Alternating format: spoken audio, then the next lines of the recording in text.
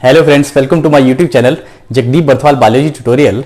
And आज इस video में हम पढ़ने वाले हैं फर्स्ट रिकॉम्बिनेंट डीएनए मॉलिक्यूल।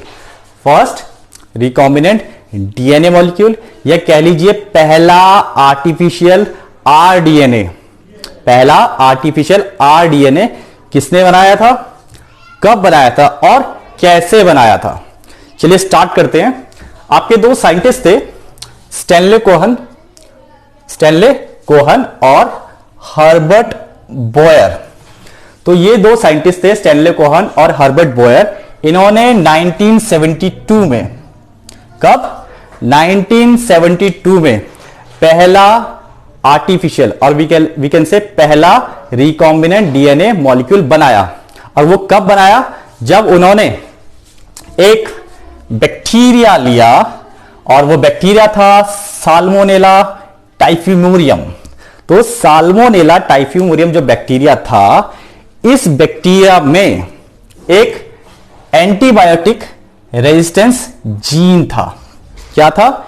एक एंटीबायोटिक रेजिस्टेंस जीन था। किसमें? आपके साल्मोनेला टाइफिमोरियम में।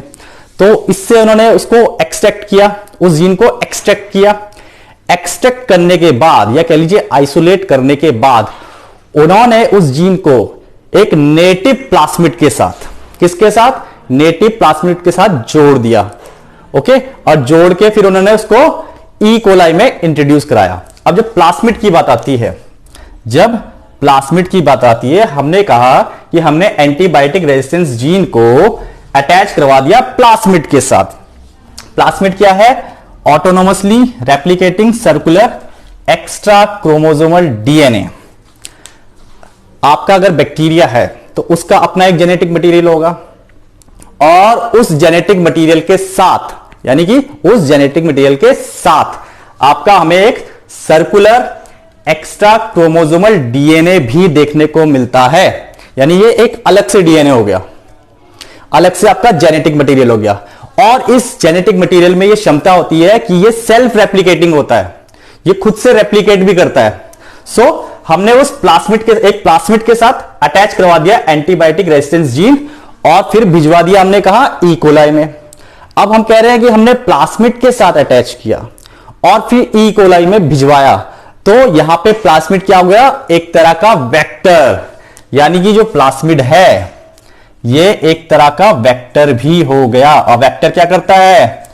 किसी चीज को कैरी करके ले आता है एक जगह से दूसरी जगह तक। तो ये प्लास्मिड क्या कर रहा है? हमारे जीन को, हमारे उस एंटीबायोटिक रेजिस्टेंस जीन को लेके जा रहा है ई कोलाई तक। आगे हमने कहा कि भैया हमने ये एंटीबायोटिक रेजिस्टेंस जीन जो था ये हमने आइसोलेट किया था, हमने निकाला था।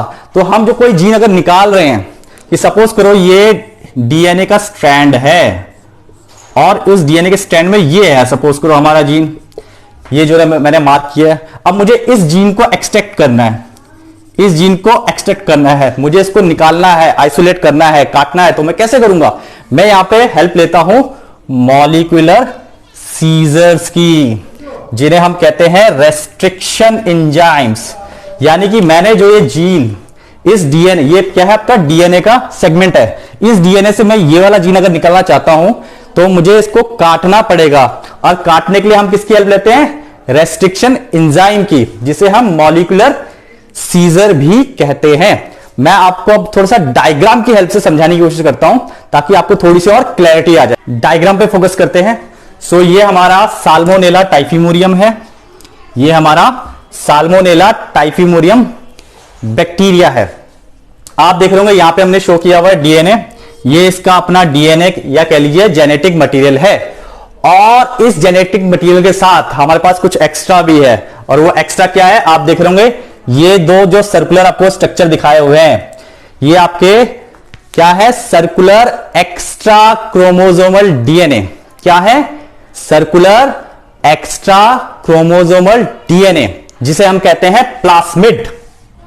तो ये प्लास्मिड जो है ये ऑटोनोमसली रेप्लिकेट भी करते हैं, इनमें रेप्लिकेशन आराम से अलग से चलता रहता है। तो ये आपके सर्कुलर एक्स्ट्रा क्रोमोसोमल, क्रोमोसोम से एक्स्ट्रा के लीजिए अलग से एक्स्ट्रा क्रोमोसोमल क्या है, सर्कुलर डीएनए।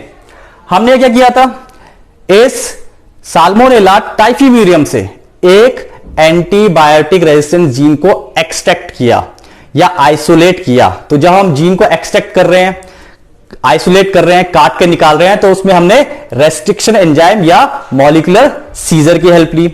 उसके बाद हमने उस आपका जो एंटीबायोटिक रेजिस्टेंस जीन है उसको जोड़ा प्लास्मिड के साथ और भिजवा दिया कहां, एस्चेरिचिया कोलाई या ई कोलाई में।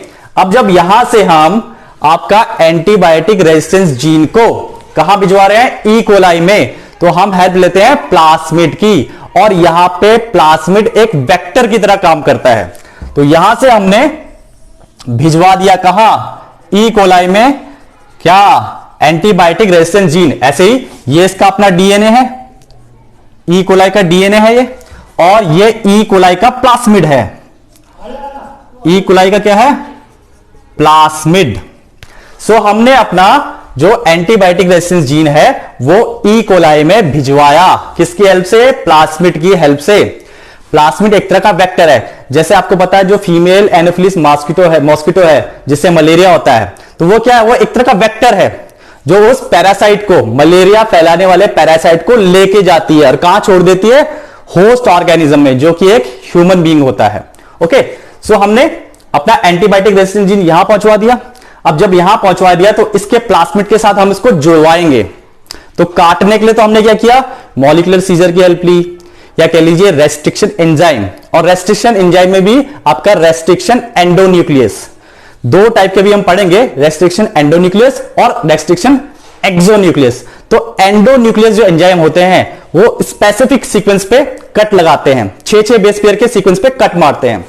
सो हम यहां पे काटेंगे और अपना जो एंटीबायोटिक रेजिस्टेंस जीन है उसको हमने यहां पे अटैच भी करवाना है, काट के जोड़ना भी है। चलो काटने के लिए तो समझ में आ गया कि हमने रेस्ट्रिक्शन एंजाइम की हेल्प ली या मॉलिक्यूलर सीजर की हेल्प ली, लेकिन जोड़ने के लिए किसकी हेल्प ले, तो जोड़ने के लिए हम हेल्प लेते हैं डीएनए लाइगेज। सो हमने डीएनए के सेगमेंट को काटा और काट के अपना जीन निकाला, एंटीबायोटिक रेजिस्टेंस जीन निकाला, वो तो हमने रेस्ट्रिक्शन एंजाइम की हेल्प से निकाला।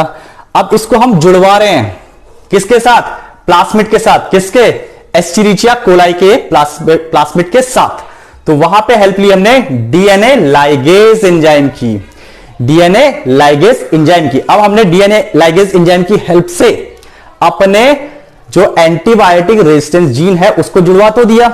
अब जुड़वाने के बाद ये जो आपका प्लास्मिड है, ऐसे काफी सारे प्लास्मिड होंगे ना यहां पे, ये जो प्लास्मिड है इनमें अब रेप्लिकेशन होगी, और जब रेप्लिकेशन होगी तो और बहुत सारे आपके डीएनए बनेंगे, डीएनए की कॉपीज बनेंगी। तो जब रेप्लिकेशन होती है तो अगेन हम एक एंजाइम की हेल्प लेते हैं और उस एंजाइम का नाम है डीएनए पॉलीमरेज। डीएनए पॉलीमरेज, ये डीएनए पॉलीमरेज आपकी जो डीएनए की कॉपीज हैं, बहुत सारी कॉपीज जो हैं उसको, उसकी सिंथेसिस में हेल्प करने वाला है। हमने अपना जो एंटीबायोटिक रेजिस्टेंस जीन है वो इंट्रोड्यूस तो करवा दिया प्लास्मिड में। अब नेचुरल सी बात है ये रेप्लिकेट भी करेगा, ये रेप्लिकेट भी करेगा, और जब रेप्लिकेट करेगा अपनी बहुत सारी कॉपीज बनाएगा। तो ये हेल्प लेता है डीएनए पॉलीमरेज एंजाइम की। अब डीएनए पॉलीमरेज की एंजाइम की हेल्प से काफी सारी डीएनए की कॉपीज बन जाएंगी, और जब काफी सारी कॉपीज बन जाती हैं सो इसके कारण ही आपका जो ई कोलाई, एस्चेरिचिया कोलाई जो था, जो पहले आपका एंटीबायोटिक रेजिस्टेंस नहीं था, अब वो भी एंटीबायोटिक रेजिस्टेंस बन जाएगा।